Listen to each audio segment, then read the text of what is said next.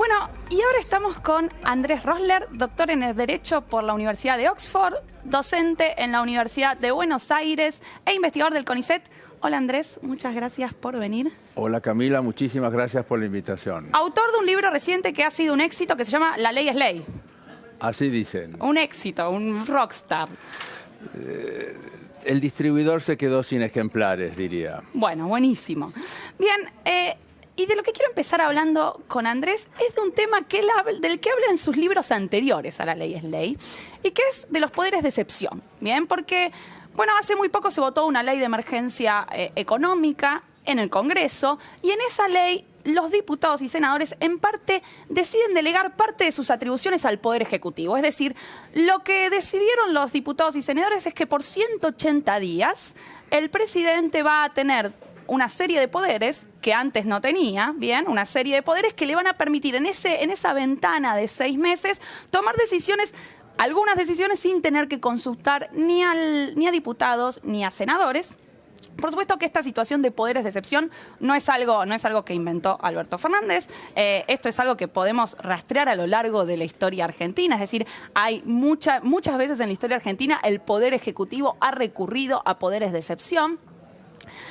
Y la pregunta sería acá es, ¿cuán republicanos son los poderes de excepción? Porque se suele decir, bueno, esto es antirrepublicano, ¿no? Los poderes de excepción no son algo digno de la República.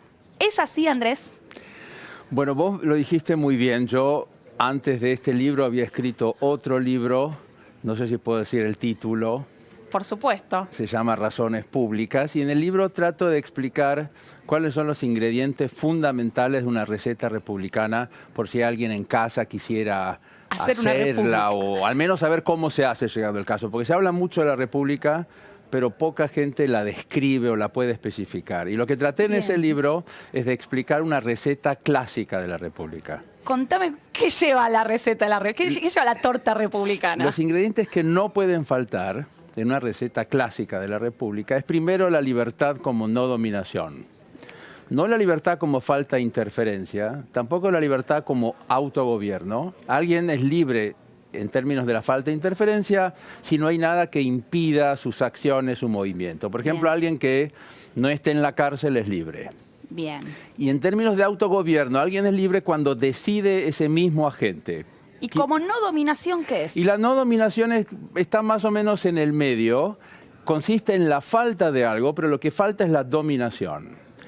Esa falta de dominación, sin embargo, viene con interferencia. El ejemplo clásico es la ley. La ley interfiere en nuestros actos, pero dado que es una ley discutida por nuestros representantes que trata de proteger nuestra libertad, igualdad, hace que todos podamos mirarnos a la cara sin depender del arbitrio, de la gracia de las personas. Bueno, esa clase de interferencia es la típicamente republicana. Esa es la ley republicana. Bien. Alrededor de ese valor que es la libertad como no dominación, cuya otra cara es la ley, sí. Solo podemos ser libres sin depender del arbitrio de la gente, si dependemos de la ley.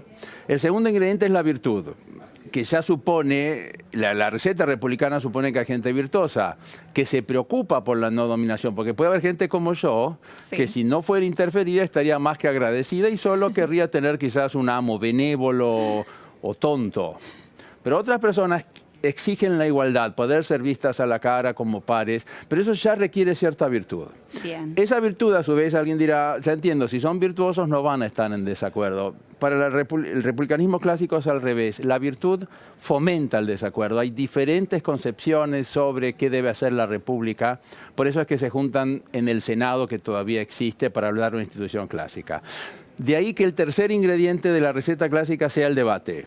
Bien. Agentes virtuosos van a estar en desacuerdo sobre, por ejemplo, cómo evitar la dominación. Bien. De ahí que el cuarto ingrediente sea la ley. Dado que hay desacuerdo y la gente es virtuosa, si todo sale bien se pondrán de acuerdo, pero incluso en el diputados, en el Senado, luego de muy inteligentes debates, el desacuerdo persiste. De ahí que hay una regla preparada para ese caso. Bien, libertad, virtud, ley, Debate. debate. Y de ahí que la ley sea la ley es un típico eslogan republicano. Tiene que haber una institución que decida por si persiste el desacuerdo.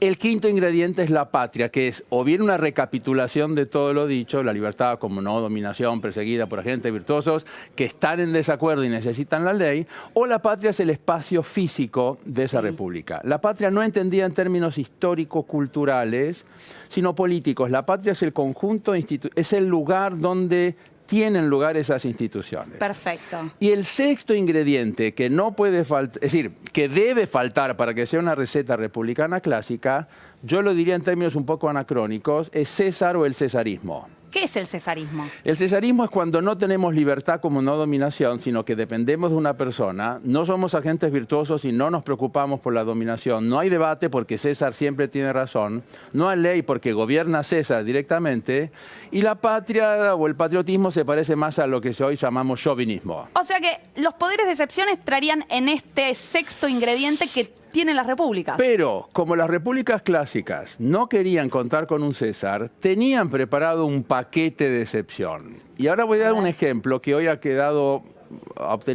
traído muy mala prensa en los últimos siglos. El ejemplo clásico de la institución preparada, lista para usar, precisamente en caso de emergencia, era la dictadura, que hace tiempo tiene una muy merecida mala reputación, pero que hasta el siglo XVIII, hasta la enciclopedia, en la voz, si recuerdo bien, escrita por el caballero de Jancourt, la dictadura era una institución clave para proteger a la república del gobierno personalista. Perfecto. ¿Qué era la dictadura entonces para la República Romana? Era una institución. Sí. Por eso no sé si llamarlo un poder de excepción. Era una institución que tenían preparado en caso de que la república estuviera en peligro. Ok, casos de emergencia, entonces, había una institución que venía a terminar con alguna de esas recetas republicanas. Y agregaría por las dudas, para que quede claro esta idea de dictadura en el buen sentido de la palabra, como diría Sacha Baron Cohen en El Dictador, precisamente. Si bien tenemos esta imagen muy merecida de la dictadura del dictador, hay que recordar que en Roma el dictador no tenía tanta libertad de acción como parecía. Si bien podía actuar hasta 6 meses, tenía que dar cuentas luego, sus decisiones podían ser apeladas ante el pueblo. Bien. Los tribunos, una vez creado el Tribunal de la Plebe, podían incluso vetar sus decisiones. No estoy diciendo que no tuviera tanto poder, pero no es la imagen del dictador que tenemos hoy. ¿Y a qué intereses servían esos dictadores Suele tener también mala prensa, pero está demostrado que los poderes de excepción usados por la República muchas veces eran en beneficio de la plebe. A veces la República entra en crisis, graves crisis, invasiones extranjeras, guerra civil, y la única manera de evitar que la República caiga en manos de sus enemigos es precisamente mediante poderes de excepción. Ahora, claro, las condiciones de la Roma clásica no son iguales a las de la Roma actual o nuestras repúblicas, que son repúblicas más modernas.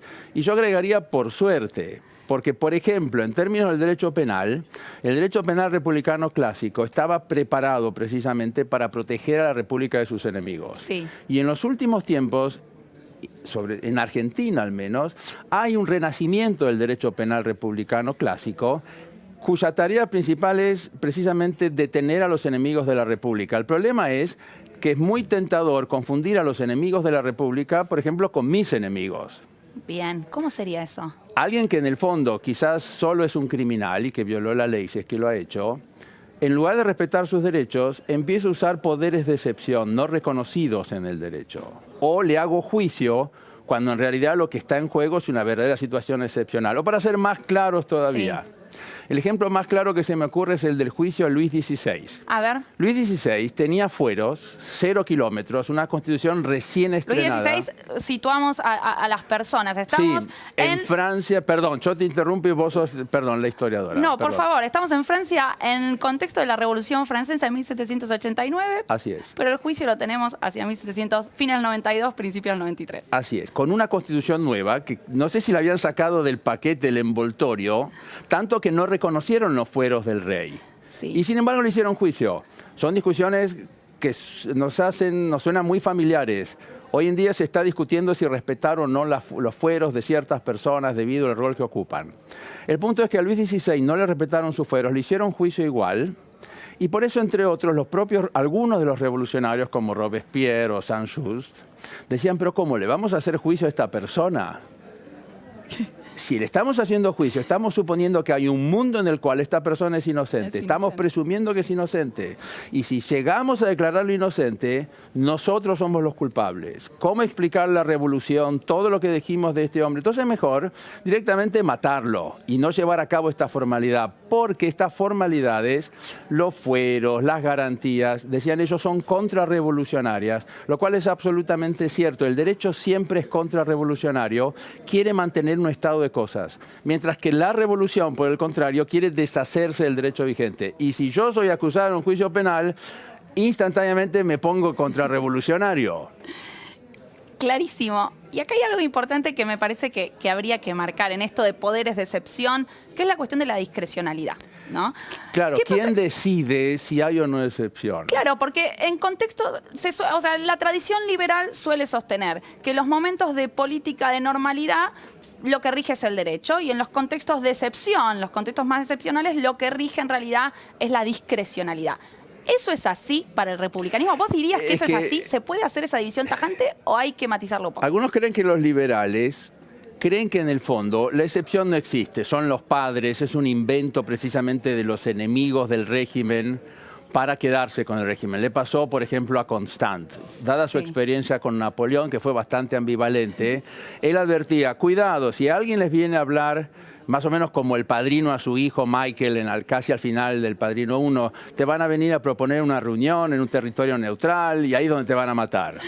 Bueno, eso es absurdo, teniendo en cuenta, no sé si lo que vivió Constant, pero sí el siglo XX.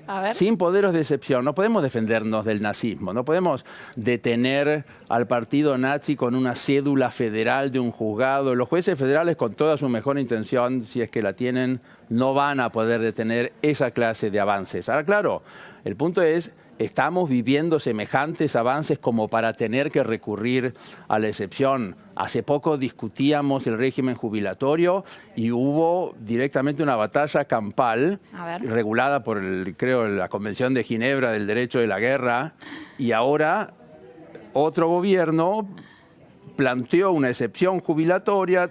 Es decir, hay que tener mucho cuidado de no aprovechar los cambios de gobiernos para hablar de excepciones cuando al otro gobierno habríamos dado lo que no tenemos por impedir que llevara a cabo ese proyecto. Perfecto. Pero con esto no estoy negando que a veces la excepción, como las brujas quizás, que las hay. Es absurdo creer que un régimen político puede defenderse sin excepción alguna. Pero hay que tener mucho cuidado de no aprovechar incluso el derecho vigente para perseguir los fines que no podemos confesar en público.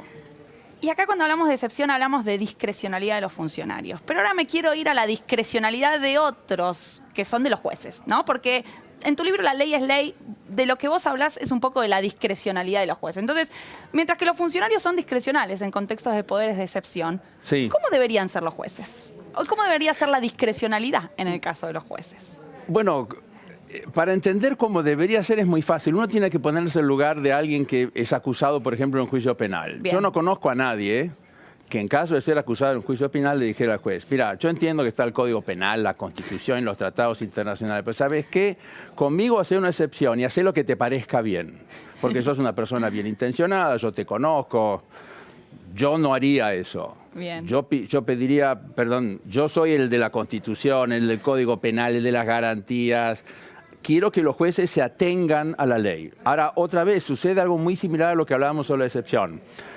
A veces los jueces dicen que el derecho es clarísimo y a veces los jueces dicen que el derecho no se entiende, lo cual en general es cierto. A veces el derecho no se entiende y a veces es clarísimo. Pero llama la atención que podamos sincronizar cuándo se entiende el derecho y cuándo no con las creencias, las simpatías, las ideologías de los jueces, o cosas peores todavía. Vos decís que los jueces tienden a no entender bien el derecho cuando ese derecho no está de acuerdo con sus creencias morales. Cuando no les cae simpático, pero la tarea principal de un juez es aplicar el derecho vigente, tal como lo ha enseñado hace tiempo Martín Farrell. Un buen juez es aquel que no está de acuerdo con muchas de sus decisiones. No puede ser. Es como ir al casino. A ver. ¿Cómo puede ser que cada vez que voy al casino gano? En la película Casino lo muestran, es porque hay trampa y se da cuenta Robert De Niro y después tiene que echar al cuñado de alguien. Mi punto es, no puede ser que haya un juez que tenga tanta suerte que cada vez que toma una decisión, justo el derecho le daba la razón a ese juez. La tarea del juez es ser un soldado de la Constitución y del derecho. Y eso es lo que todos queremos, sobre todo cuando nos encontramos del otro lado del mostrador. El problema es que ahora impera una filosofía del derecho que hace que el juez sea una mezcla de sociólogo y filósofo. Sociólogo porque supone que tiene que describir una práctica social existente, con lo cual tiene que volar muy al ras del suelo. Solo observa la práctica y la aplica. Pero a veces de pronto pega un salto y se transforma en filósofo y dice, en realidad, la práctica quedaría mejor si yo la viera en su mejor luz. Y claro, otra vez, qué casualidad, esa luz que usa el juez, que pone, no sé, en el casco, la linterna que pone en su casco cuando baja la mina, es la luz que coincide con lo que el juez quería hacer. Entonces, un juez no es sociólogo, no es que tiene que describir una práctica, porque la práctica tiene normatividad, le dice al juez lo que tiene que hacer, pero tampoco es un filósofo que pueda apartarse totalmente de la normatividad de la práctica y hacer lo que a él le parece. Un juez entonces es un soldado que cumple las órdenes del Congreso y de la Constitución. Entiendo perfecto. El juez es un soldado. ¿Qué hacemos cuando es un poco confusa la letra de la ley? Por ejemplo, en el artículo 110 de la Constitución se dice que a los jueces de la Corte Suprema y de los tribunales inferiores no se les puede disminuir las compensaciones mientras ejercen sus funciones. Si mañana dijéramos, bueno, vamos a poner un impuesto para un nuevo impuesto para los jueces. Así es. ¿Cómo hacemos para leer ese artículo que dice que no se... Es el impuesto, va a ser interpretado como que eso te va a hacer disminuir? Yo solo voy a dar el ejemplo de los Estados Unidos, de donde creo provienen las cláusulas que protegen precisamente los ingresos de los jueces, o el sueldo de los jueces. Ahí creo que inventaron esas cláusulas y sin embargo a nadie se le ocurrió que los jueces no paguen impuestos. Aquí evidentemente hemos visto el derecho en su mejor luz y nos dio otro resultado. Pero lo que no puede suceder es que cada vez, hay teorías que creen que cada vez que un juez baja la mina, por así decir, tiene que encender la linterna para poder ver lo que encuentra, como si se encontrara con un juego nuevo, una práctica nueva, como si fuera un egiptólogo. Ni siquiera porque los egiptólogos tienen cierta familiaridad con los jeroglíficos. Este es un extranjero que llega por primera vez a un país y tiene que entenderlo, o alguien que quiere jugar un juego nuevo, como si no entendiera lo que está pasando. Que de hecho me pasó hoy, me pasa a menudo, saludo a mucha gente, le digo buen día y la gente se queda muda, como si no entendiera lo que le estoy tratando de decir. Pero es muy raro que al juez le suceda lo mismo, sobre todo una práctica tan regulada, tan organizada, determinada, con reglas, instituciones, dentro de la cual el juez es un soldado otra vez. Y a veces el soldado no entiende las órdenes. Bueno, tendrá que interpretarlo. Pero sería muy raro que un soldado no entendiera nunca las órdenes que le dan. Uno de tus como grandes críticas en el libro La ley es ley es hacia el interpretativismo, ¿no? Sí. Y es lo que venís explicando en parte ahora, ¿no? Hacia Estos sociólogos, filósofos que suben o bajan según lo que encuentren. ¿Sí? Exacto. Uno podría decir, bueno, el interpretativismo es muy difícil de aplicar en sociedades polarizadas o divididas, ¿no? ¿En qué tipo de sociedades se podría aplicar el interpretativismo? Bueno, mal que me pese, ahora voy a salir en defensa de esta teoría. A ver. Viene de los Estados, bueno, sí, de Estados Unidos y de Inglaterra, donde Ronald Dworkin, que es su principal exponente, fue profesor. Y presupone una práctica como la del common law, donde los jueces, si bien crean el derecho, por otro lado, están obligados por la práctica del precedente. Sí. Y este precedente no es como entre nosotros una cuestión temporal, un fallo precedente que sucedió antes, sino si las circunstancias del caso son las mismas, se trata del mismo caso, el juez tiene la obligación de aplicar ese fallo. Entonces Dworkin trató de ayudar a los jueces a que pudieran cambiar esas prácticas tan viejas, anquilosadas, que no cambian nunca cada muerte de obispo. Pero nosotros tenemos derechos nuevos, la Constitución en el 94, la última reforma, sí. Perdón, no quiero tener problemas. Y sin embargo, ya la queremos cambiar. No pasó una generación. En Chile están reformando la Constitución y lo quieren, quieren una Constitución nueva, no es que la quieren reformar. Y quieren que las generaciones venideras estén obligadas por esa Constitución. Para eso lo hacen. El derecho quiere que el pasado ate el futuro. Y muchos quieren que el aborto una buena vez sea un derecho en Argentina y quieren que el Congreso, cuando sancione esa ley, también ate al futuro y no solo a esa generación o solo a esos legisladores. Entonces, todo esto sucede porque el derecho pretende tener autoridad. Volviendo entonces a tu punto, ¿en dónde el interpretativismo podría funcionar? Si en Estados Unidos y en Inglaterra hay semejante acuerdo valorativo y político, que lo único que hace falta es que el juez le pegue una lavadita, afine, no sé, al auto, no sé qué metáfora usar, no sé, Estados Unidos hoy está lejos de ser una sociedad homogénea. Pero nosotros que vivimos en sociedades polarizadas, y yo diría las sociedades modernas, a partir de la guerra civil y de religión, necesitan un derecho positivo con autoridad para resolver esos conflictos. Perfecto, Andrés. Muchísimas gracias por venir. Fue un placer. Muchísimas gracias a vos, Camila. El placer ha sido mutuo. Acá tuvimos entonces a Andrés Rosler, que es autor de La Ley es Ley. Les recomiendo